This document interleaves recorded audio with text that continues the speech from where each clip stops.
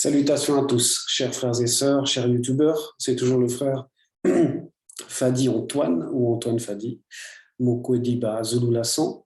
Et aujourd'hui, nous allons aller toujours dans Bible, page 692, dans le livre de Koudoumane, chapitre 43, à partir du verset 13 jusqu'au verset 19, c'est page 692. Donc le titre du chapitre, normalement, c'est « Djokisabe guérit un homme muet connu ». Et le titre de la partie dont nous allons parler aujourd'hui, c'est « L'arbre et ses fruits ». Alors, parce que effectivement, le contexte, c'est que Djokisabe va guérir un muet et des blancs et des sans-mêlés qui vont passer donc à ce moment-là vont affirmer que Koudoumane Moula est inspiré par Satan lui-même et inspiré à le pouvoir de Satan. C'est pour ça qu'il chasse les démons. Et dans cette hérésie, Koudoumane donc va enseigner, va répondre, va enseigner pas seulement les blancs et les sans-mêlés, mais les noirs qui sont là aussi. Il va enseigner comme il sait très bien le faire, avec cette maîtrise de l'homme spirituel, avec cette nature même de celui qui a la vision. Il va enseigner son auditoire. Et voilà pourquoi il va utiliser une image familière, il va utiliser une image naturelle, parce que les hommes spirituels ont cette faculté de pouvoir simplifier les choses, de pouvoir amener les choses par des exemples, on va dire, qui sont édifiants pour ceux qui vivent dans la réalité du visible. Donc, il va utiliser une image liée à la nature, parce que dans la nature, il y a déjà les lois qui sont déjà installées, puisque ces lois datent du début de la création, et la nature est venue aussi avec un enseignement en elle. Voilà pourquoi le titre de la partie, c'est « L'arbre et ses fruits ». Parce qu'il y a plusieurs types d'arbres et il y a plusieurs types de fruits. Mais effectivement, l'arbre et les fruits ont un lien, ont une connexion ensemble. Et c'est ce que Koudoumane va montrer encore, va faire une démonstration fantastique de la connaissance et de la sagesse et de la vision que l'homme spirituel a. Verset 13 nous dit ceci: « Pour avoir de bons fruits, virgule, vous devez être des arbres naturels et fertiles, virgule. Or, vous n'êtes ni des arbres naturels, ni des arbres fertiles, virgule. En cela, vous ne saurez produire de bons fruits. » Donc, dans ce passage-là, Koudoumane donc s'adresse à ces blancs et sans-mêlés qui sont venus porter une accusation, et il explique que lorsque on veut avoir de bons fruits, il y a une nature qui correspond à ces fruits. Voilà pourquoi il dit, pour avoir de bons fruits, vous devez être des arbres naturels, d'abord naturels et fertiles, virgule, et on s'arrête là, pour rentrer dans la profondeur, parce qu'il a pris cet exemple de la nature, puisqu'effectivement, on reconnaît un manguier parce qu'il produit des mangues, on reconnaît un papayer parce qu'il produit des papayes. Donc, il explique que le fruit, là, sort forcément d'un arbre qui a quelque chose de spécial, cet arbre. Soit il est donc naturel par rapport au fruit, soit il est fertile. Donc ici, quand il prend cet exemple-là, c'est pour expliquer que déjà, dans la création, lorsqu'on a créé la terre, lorsqu'on a manifesté au troisième jour ce Mouniélé, ce continent, la parole avait pris la forme d'une semence pour pouvoir produire des arbres, et ces arbres après vont produire aussi des fruits. Mais c'est le même mécanisme qu'il explique en fait, c'est-à-dire qu'il y a une nature pour chaque chose, et que le bon fruit, c'est parce qu'il est naturellement issu d'un arbre qui lui est naturel. Et cet arbre naturel ici, ça va représenter l'homme noir, parce que c'est l'homme naturel. Ici, le naturel veut dire l'homme originel, l'homme légitime, c'est-à-dire la race noire. Puisque vous le savez, le premier homme était noir, la première femme était noire. Et comme vous le voyez dans le panneau qui est derrière moi, c'est la spiritualité est une question de race. Ça veut dire que dans cette race noire, il y a une légitimité, il y a un lien avec le spirituel. C'est ce que même va représenter cette couleur du noir. Et donc, il explique qu'il faut être à la fois un arbre naturel, donc un noir, et il dit et fertile. Ça veut dire qu'il doit y avoir une semence qui produit du fruit, une semence qui est validée, une semence qui est agréer une semence qui est issue du spirituel, qui est issue de la loi qui avait été décrétée. Et il explique que, dans la suite, or, vous n'êtes ni des arbres naturels, parce qu'effectivement, ces personnes-là, ce n'étaient pas des noirs, c'était des blancs et des sans-mêlés, et ni des arbres fertiles. Ça veut dire qu'ils n'avaient pas la semence adéquate. Ils n'avaient pas, en gros, ce que va représenter ici la semence, c'est le mundi musangi, c'est la présence du verbe, c'est la légitimité, on va dire, donnée par le spirituel. Donc, ils n'étaient ni des arbres naturels, ni des noirs, et ils n'avaient pas la semence pour pouvoir produire de bons fruits. Et la semence aussi, ça va représenter l'enseignement, ça va représenter la connaissance, ça va représenter la vérité, ce que Kudumane incarnait à ce moment. En cela, vous ne saurez produire de bons fruits. Ça veut dire, quand il dit là, vous ne saurez, ça veut dire que vous n'aurez pas le pouvoir, la possibilité, vous ne saurez pas comment on fait pour produire de bons fruits, puisque vous n'avez pas reçu la semence véritable, parce que vous n'êtes pas du peuple véritable. Et c'est ce qu'il était en train d'enseigner. Déjà, il répondait à ces blancs et sans mêlés qui l'accusaient, mais il enseignait aussi les noirs qui étaient là.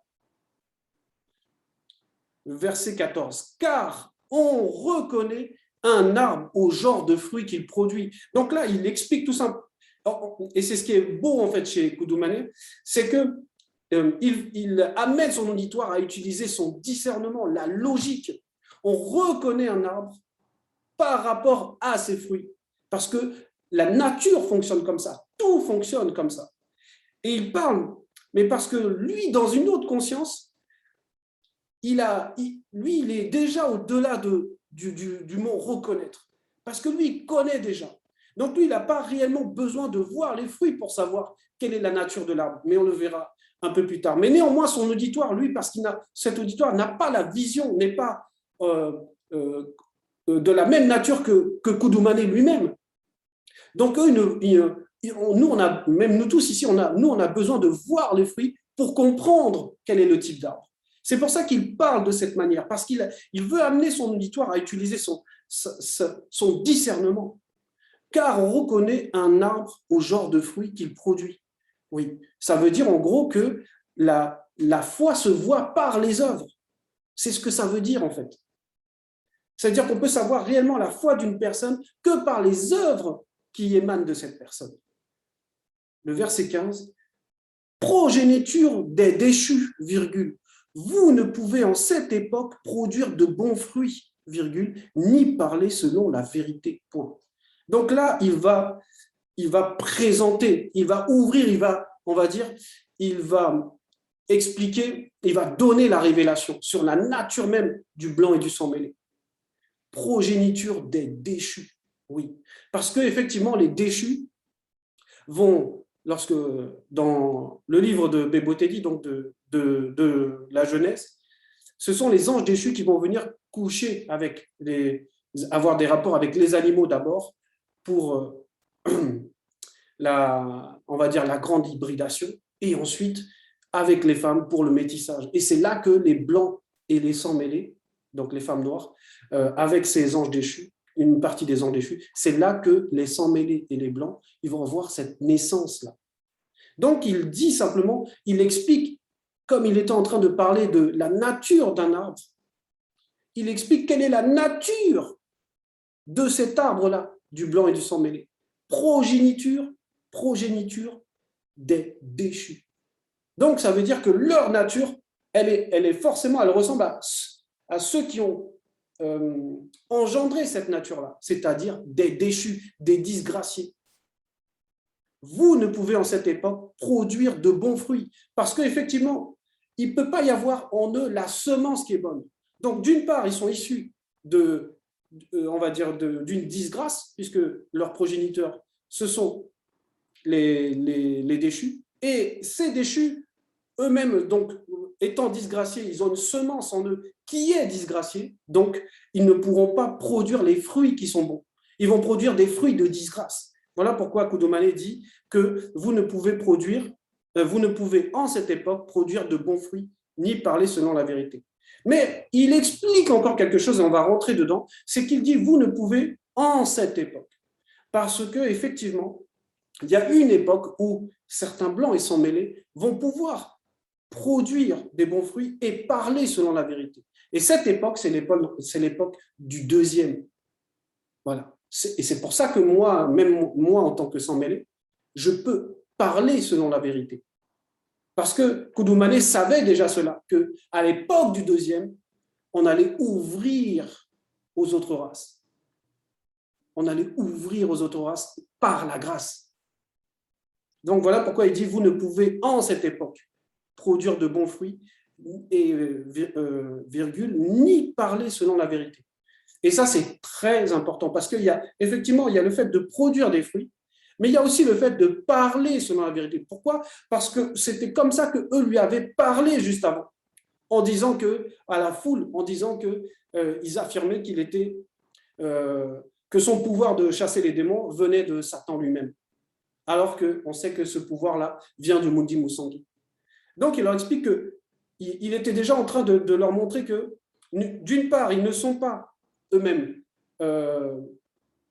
légitimes, donc leurs actes ne sont pas légitimes, et donc leurs paroles ne sont pas légitimes.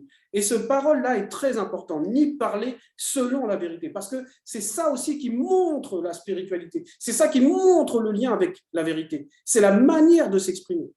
Le verset 16 nous dit ceci, « Car c'est de l'abondance de la conscience du cœur que la bouche manifeste les paroles alimentées par la pensée. » Donc là, Koudoumane révèle le mécanisme vibratoire, il révèle l'action. Il explique que ça vient, il y a une source en fait au comportement et à la parole. Parce que derrière la parole, il y a la pensée, mais cette pensée-là, elle émane de quelque part. Elle a une source et que le mécanisme, c'est que cette source qui va représenter donc le cœur, qui est le siège des émotions, cette source-là, c'est de là en fait que la nature même des paroles ou la nature même des actes prend naissance. Puisque les actes et les paroles, c'est juste on va dire, une manifestation de cette nature qui est dans la conscience du cœur. Verset 17. La personne qui est bonne tire le bien de la conscience de son cœur qui est pleine de bonnes choses. Point. Ça, c'est la première partie. Donc, c'est ce que Koudoumane essaye de montrer en fait. C'est que lui, quand il va parler là du cœur, c'est que Koudoumane a la vision. Lui, il n'a même pas besoin des paroles en fait. Il connaît déjà la nature du blanc et du sang mêlé. Il sait spirituellement qu'est-ce qu'il y a derrière le blanc et le sang mêlé. Mais il explique à son auditoire que, puisque eux n'ont pas la vision, que en réalité, comment ça fonctionne? En réalité, c'est que le cœur est une source et que si on puise dans cette source, si dans cette source, il y a des sentiments mauvais, il y a la rancune, il y a la jalousie, l'hypocrisie, il y a la méchanceté, si on puise dedans, ce qui va en sortir va représenter ce qu'il y a dans ce cœur. Donc, si on a un cœur mauvais, c'est-à-dire s'il est rempli de mauvaises choses, si ce cœur est rempli de mauvaises émotions, comme j'ai dit, la jalousie, la rancune, l'hypocrisie, le mensonge, les fruits qui vont sortir et même les paroles qui vont sortir, ça va être cela. Donc, une personne qui, même dans les Écritures, même Koudoumane l'a dit, malheur par qui le scandale arrive. Oui, malheur par qui le scandale arrive. Parce que ce scandale-là, il vient de la nature même, on va dire, du cœur de la personne. Parce que c'est vraiment comment est la personne, comment la personne réagit aux différentes émotions. Donc, si on a un cœur qui est mauvais, qui est rempli de mauvaises choses et qu'on puise dans ce cœur des mauvaises pensées, les paroles et les actes seront à la ressemblance de cela. Voilà pourquoi il avait pris l'exemple de l'arbre et des fruits. Parce que c'est normal en fait. Les fruits sortent de la nature même de l'arbre. De même que les blancs et les sang mêlés, on va dire, sortent de la nature même des anges déchus. Donc, ça, c'est la première partie du verset 17. Deuxième partie, la personne qui est mauvaise tire le mal de la conscience de son cœur qui est pleine de mauvaises choses. Voilà. Ça veut dire que c'est un feu à l'intérieur du cœur et que ce feu va brûler parce que la nature même de ce feu est mauvaise. Il y a plein de mauvaises choses dedans. Donc, quelqu'un qui calomnie, quelqu'un qui insulte, qui parle mal des autres, qui critique, qui fait du scandale, cette personne, c'est parce qu'elle a un mauvais cœur.